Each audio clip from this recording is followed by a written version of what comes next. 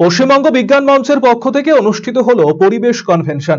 শনিবার রায়গঞ্জ মোহনবাটি হাই স্কুলে এই কনভেনশনের আয়োজন করা হয়। কর্মসূচিতে উপস্থিত ছিলেন বিজ্ঞান মঞ্চের জেলা সম্পাদক বিপুল মৈত্র সহ অন্যান্যরা। বিপুল বাবু জানিয়েছেন, রায়গঞ্জের পরিবেশকে বাঁচানোর লক্ষ্যে এই কর্মসূচির আয়োজন করা হয়েছে। গাছ, জল, ভূমি সহ একাধিক ক্ষেত্রে সচেতনতা গড়ে তোলার ডাক দিয়েছেন তিনি। আজকে আমরা পরিবেশ নিয়ে একটা কনভেনশন করছি। আমরা জানি যে আমাদের পরিবেশ, বিশ্বের কথা আমরা আলোচনা করি, রাজ্যের কথা আলোচনা করি, কিন্তু যে পরিবেশে আমরা বাস করি, অর্থাৎ রায়গঞ্জের পরিবেশটাই যদি ধরি, সেই পরিবেশটা দিনকে দিন নষ্ট হয়ে যাচ্ছে। সেই জলের দিক থেকে বলতে পারি, মাটির দিক থেকে বলতে পারি, গাছের দিক থেকে বলতে পারি।